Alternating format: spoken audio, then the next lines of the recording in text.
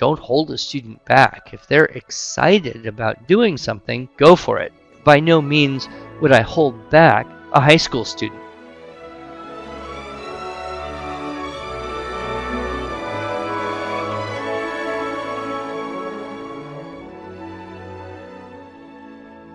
Hello, and welcome to the Arts of Language podcast with Andrew Pudewa, founder of the Institute for Excellence in Writing, or as many like to say, IEW.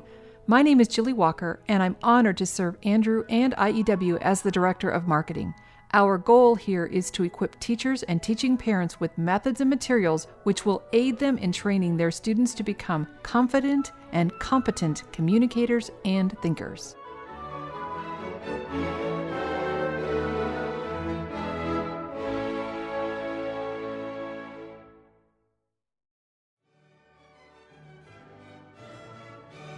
Hi everyone, as you may have heard, this week we're switching it up a bit and are playing for you the audio portion of one of our IEW webinars. Today's episode is part 2 of that webinar, so if it sounds a bit like you're jumping into the middle of a conversation, well, it's because you are. And like we do for each podcast recording, we'll post any links or websites mentioned at iew.com/podcast. Enjoy!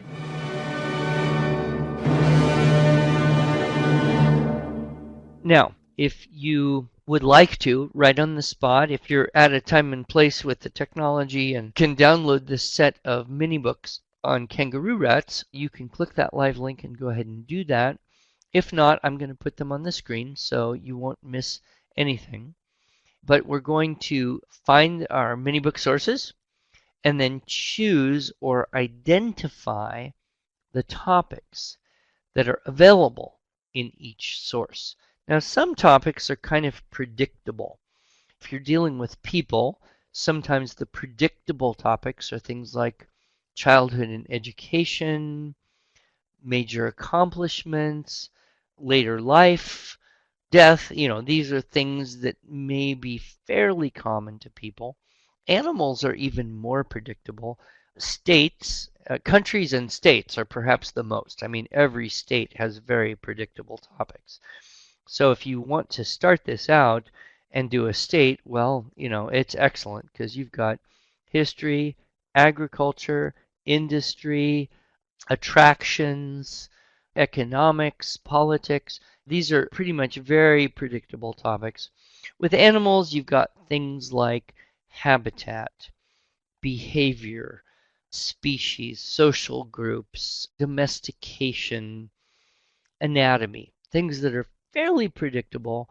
And so that's why when you're starting out here, if you go with states, countries, and animals as kind of phase 1, I think you'll find that a little bit easier than something more challenging like people or events or current issues or literature. And when we get to Unit 8, I think one of the best things we share with y'all in Unit 8 is that idea of the development of the essayist through a topical progression.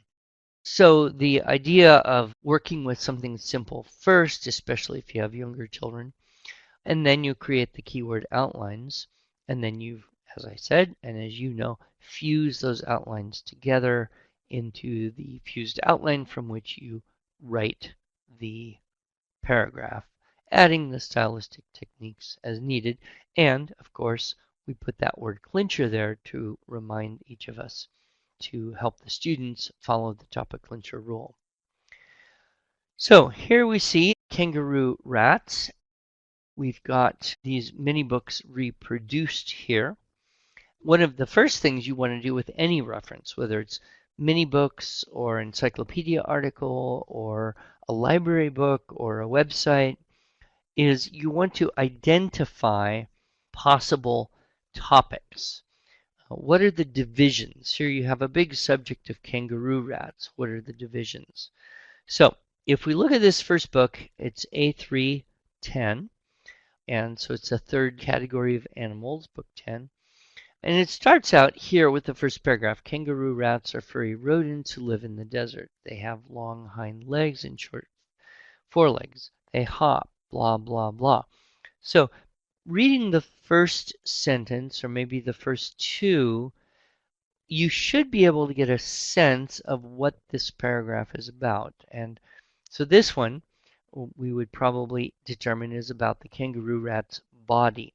So I'm writing on a piece of paper here, and I would put A3-10 at the top, and below that I would start listing the possible topics. The first one here would be body. Now, these mini books are a little deceptive because you're looking at page 1 on the right under the title, and then kind of page 4 on the left side. So I'm just going to flip forward, and now we see page 2. Shiny black eyes, kangaroo rats are adorable. That's the end of the mini chapter, if you will, on their body. Okay, so then the next paragraph. The desert is the kangaroo rat's habitat. They live in the dry regions, blah, blah, blah. You can even skip then over to the last sentence. This unfriendly habitat is perfect for them. So you get a good sense that this little paragraph here, this mini chapter, is about habitat. And one of the things that is very handy about the mini books themselves is that we have specifically written them to follow the topic clincher rule. This makes it easy for the students to identify the topics of each section, and it's a model for how you would follow the topic clincher rule. So they're very handy in teaching both of those things. Here we see kangaroo rats can live without drinking water. They're also able to get water. Okay, so you're thinking, that one must be about water. So I'm putting in my list here in the column under A310 the word water, seeing that that third paragraph is about water. Then we move down to the next section. 2 to 3 litters are born to each kangaroo rat female every year. Holy smoke. Takes only 30 days for them to be born. Each litter can have up to 7 pups. That really does give a mathematical intensity to the whole statement, multiply like rats. And so this, I guess you would call reproduction or pups or young or something like that. And then we will go back to the previous page where we see page 4 of the mini book. These mini books are designed to be folded in half, so they actually work like a mini book, only on the PowerPoint here on the screen, we're having to pretend that we're going back and forth between a flat page. Here we have kangaroo rats are not social at all. They keep to themselves and protect their burrows. So this probably would be about their social, or lack of social elements, which I find interesting because my very first pet in life as a child was a kangaroo rat named Alice. I had a kangaroo rat before I had a chameleon or a dog. And so kangaroo rats are very close to my heart. Mine was quite friendly with me, but of course maybe that's just because there was no mate or no young to deal with.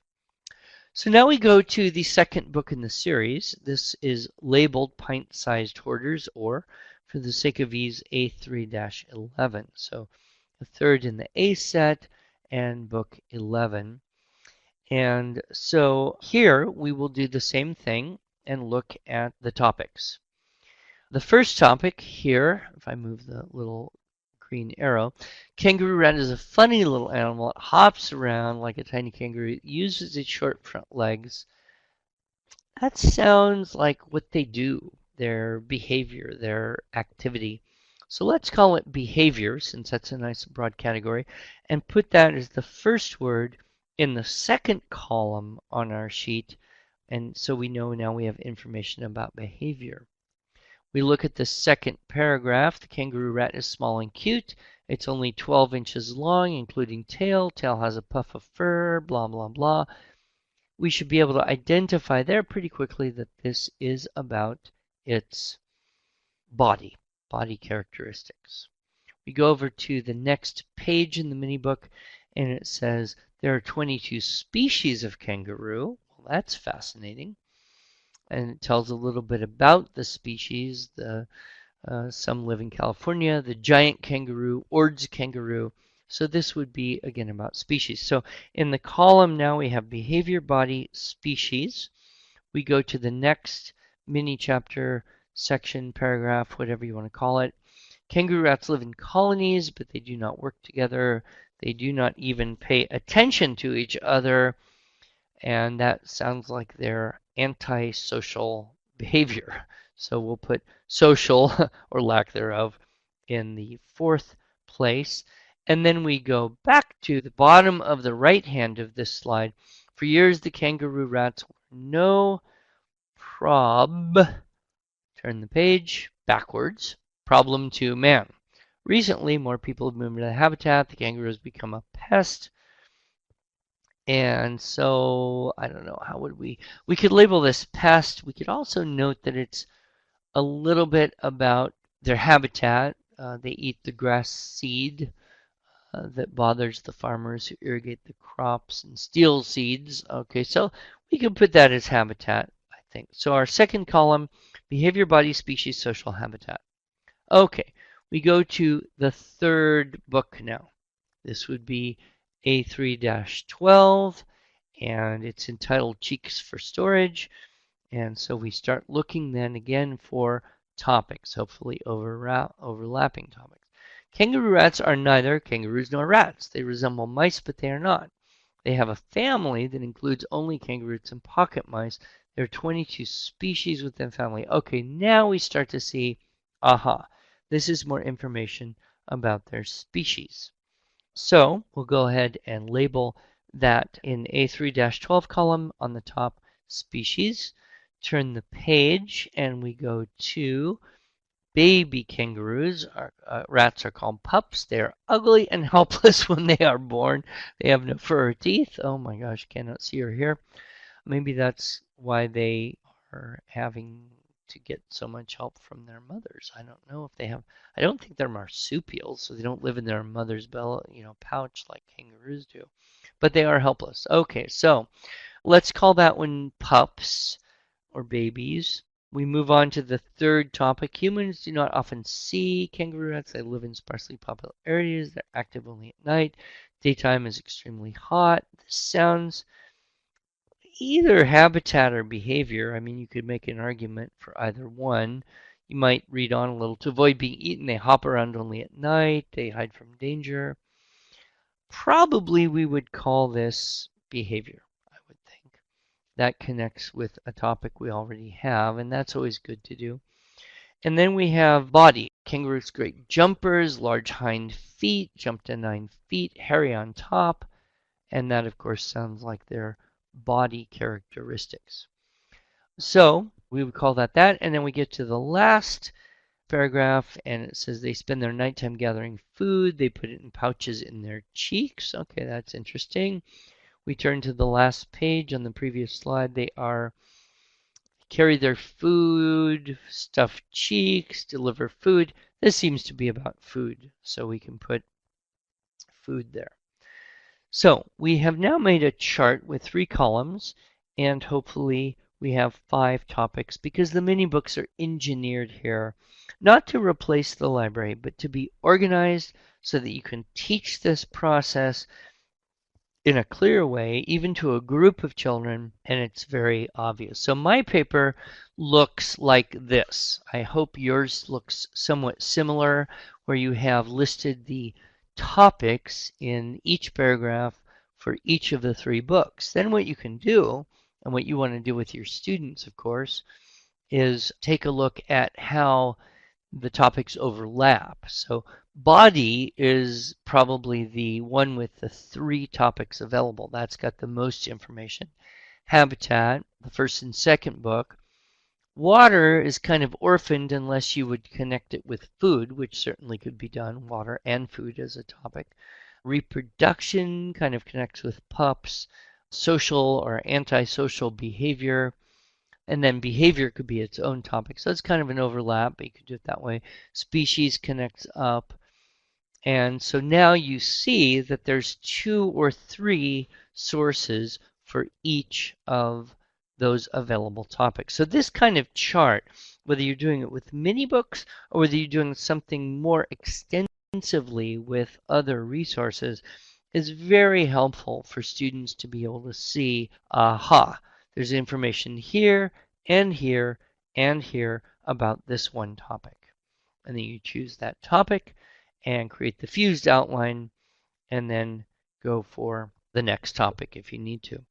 I'm just going to jump ahead and show you then how this would work. Here's again the model and how we would go through and choose from the first book, which was Kangaroo Rats. Okay, we're going with the body. So here you see I've taken 5 facts from that first source text. Long hair, short front, tough tail, balance. Brown, white belly, ears, no fur on the ears, black eyes. Okay, good. Next source text. We get up to their body, 12 inches including the tail, longer brown head, brown eyes, plump belly. Only 4 facts available there. Kangaroo's body, they can jump 9 feet in one jump. That's incredible. Hairy feet, sole, stand hind, bipedal kangaroo. It's a lot of rich detail on the facts there. And then what we do is we put those into a fused outline. And part of the process here is to help to organize the facts into some type of logical sequence, some kind of order that would make sense. Sometimes that's easier than others. I wouldn't worry too much about that part of the process in terms of trying to help get kids do it perfectly. They'll actually learn by doing again and again rather than by being lectured. You should think more carefully or whatever. You've probably noticed that about children. But here we see the fused outline, and we could easily talk through that outline, which is a part of all of our units in the syllabus, is talk through the outline first, and then it makes more sense. And then when you go to write it out, you're one step ahead where you would have been if you didn't talk it through. A couple things. You can teach documentation starting in Unit 6. You can wait till Unit 8. You can also wait till next year, depending on how old, what level your kids are at. One of the things I think happens about documentation, we tend to dump this on kids all at once. I mean, one day you're a happy-go-lucky, carefree 7th grade student who can write reports and life is good, and then the next day, ka-wham! MLA format, everything all at once. Learn this or die, falls on your head. And so I think one of the problems is that this documentation thing seems to come on very suddenly. So what our approach would be is to introduce one concept, do that, add to it another idea, do that, add to that another idea, practice those until it's easy, very much along the lines of the stylistic techniques. Add to that another idea so that it's not too much too once. Can't see the forest for the trees, at the trees for the forest. So here's reviewing from the TDO, and this is all in our teaching, writing, instruction style notebook. So you don't have to worry about remembering this or copying it down. Step 1 would be just make a bibliography. What are the books you looked at? That's all you need to do. Just list the books you looked at, and you can choose MLA or a Turabian Chicago format if you want. It doesn't really matter. Step 2 would be to teach the students how to do an integrated quotation.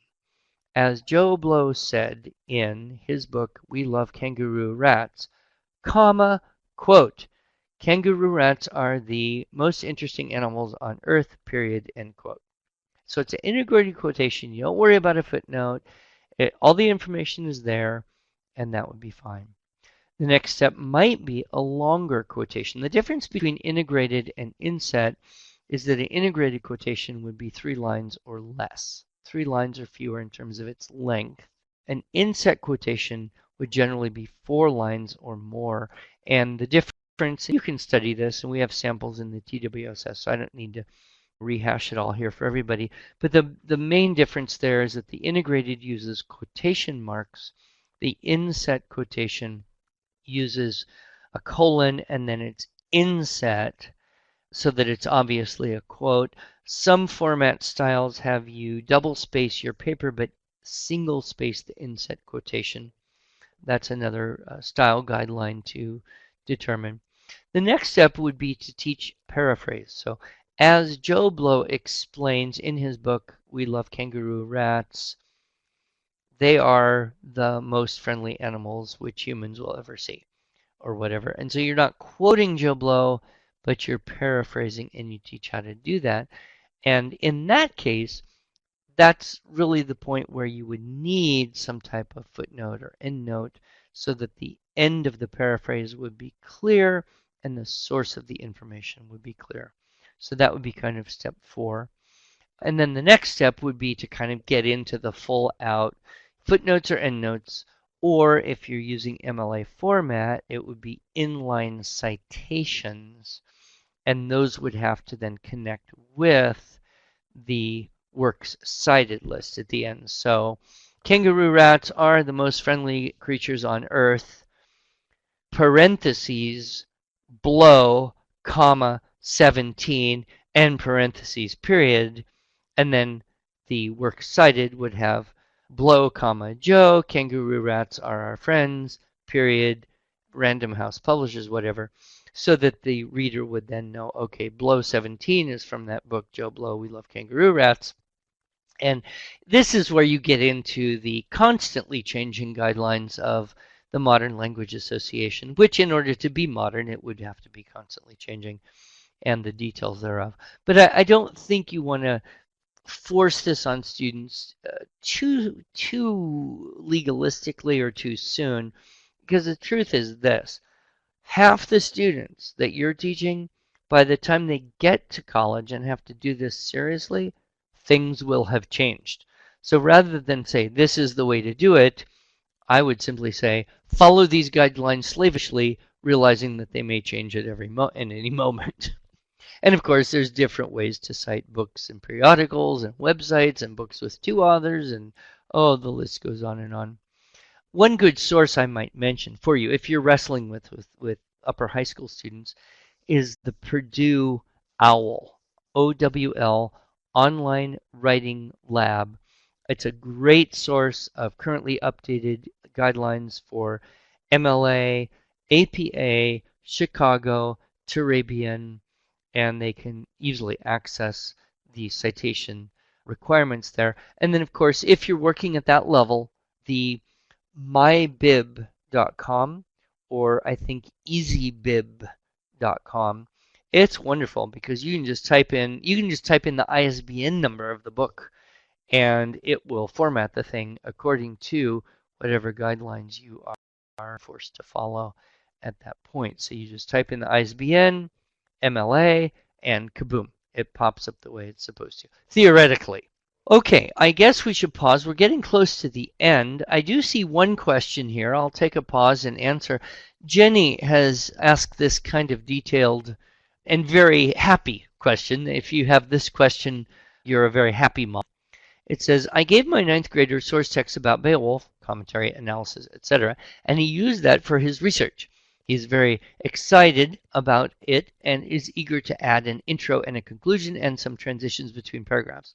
Is there a reason why I should hold him back from that at this point, if I haven't taught him those skills yet? Or should I tell him to wait until we get to Unit 7 and 8 before adding those elements to make a complete essay?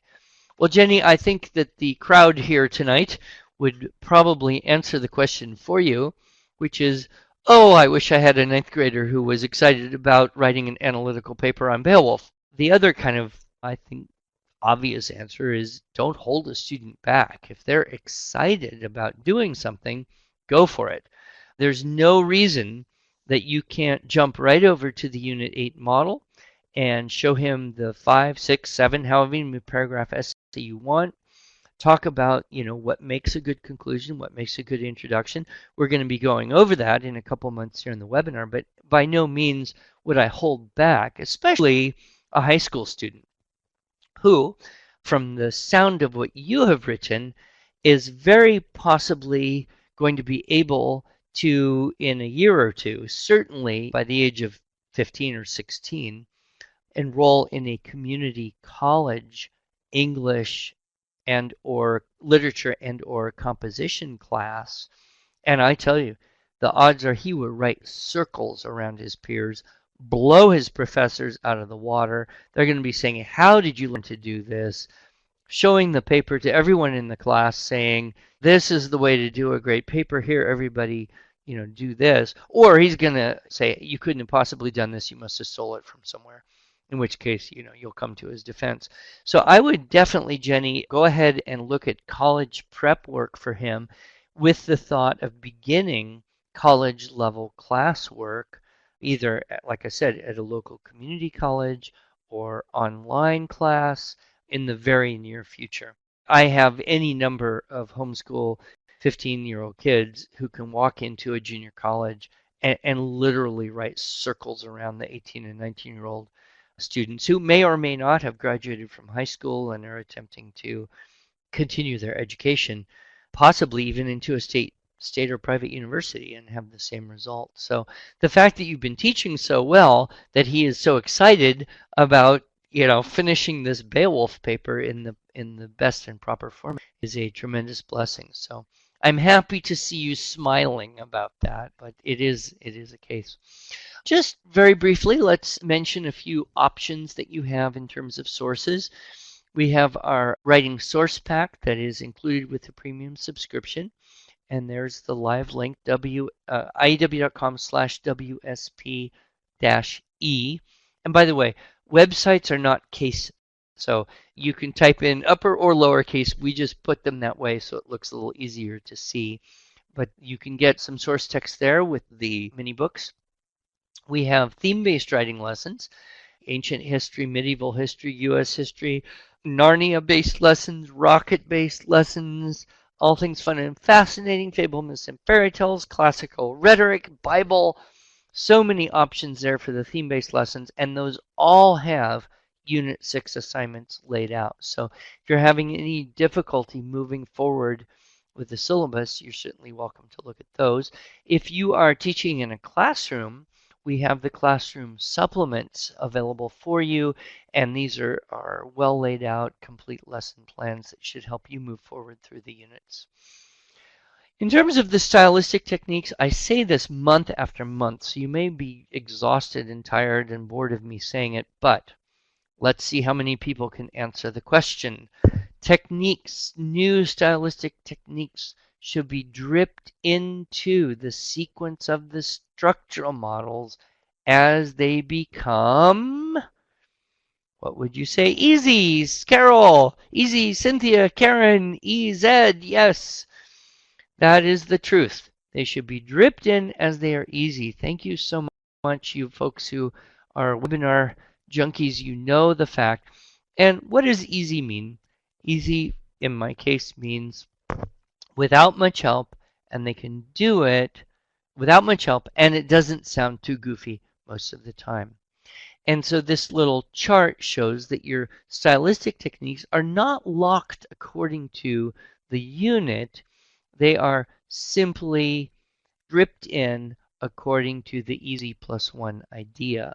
So, if you're using a book of lesson plans for math, whether it's a history-based or any other theme-based or classroom supplements, or, even if you've designed your own assignments from the units, you want to remember that the stylistic techniques are not locked to the units in any way. They're very flexible, and you want to drip them to the assignments as they become easy. And so, here's an example of maybe going a little faster, older, and of course you can have an example of going even slower like that, which we don't have, but it could be. All right, I think we've beat that dead horse as much as we can. I do want to remind y'all before we finish up here about our Magnum Opus magazine. Your students can submit, homeschool students only right now, submit articles to the Magnum Opus, but you of course can subscribe to it. It's free. We have every other month an e-issue and once a year a paper issue that we will mail to you. And so if you want to see samples of Unit 6 writing, this would be, of course, devoid of the whole source text, outlines, fused outline thing, but the finished product. That also in the Magnum Opus. And other ways we can help you are podcasts, which are really a lot of fun. Julie and I record 1 or 2 a week and covering everything from just basics to motivation to music to Ask Andrew Anything questions. And so we're really enjoying those. We've got our blogs, we've got our forum where you can ask questions, you can answer questions if you are an expert, which many of you are, the e-newsletter and the Magnum Opus magazine. Debbie's asking, where can we get the slides charts from this webinar? You'll receive a link to the recording of the webinar, which will be exactly what you see tonight. And you can get that on your screen and look at it, copy it over, print it out, do whatever you want with that. And we'll get that. Anne Marie, you're mentioning that you like the idea of easy, that the student can write +1. Exactly. Yes, I'm so happy you understand that well. So you've got it, Anne-Marie. Go out and continue to teach and teach others to teach and send people to our resources so that we can help you as much as we're able. So that then is the end of our webinar tonight. Thank you so much for joining us. It looks like either the questions were answered or they were not asked. But if you do have any question, you're always welcome, in addition to the resources you see on the screen, to email us at info@iew.com. And if our customer service folks aren't able to answer your technical and challenging question, they will be very happy to send it on to one of our certified, qualified, advanced instructor people that are always available for questions. So I bless you all. Thank you for joining us tonight. I commend you in your work of teaching. Do not grow weary of doing good, especially in the dog days month of February. It just seems like it's about mid-February. Everyone thinks, oh, if the school year were just over, and yet there's months to go. So keep on keeping on, and let us at IEW do whatever we can to help you, because it is our great joy and pleasure. Teachers, tutors, homeschooling parents out there, God bless you.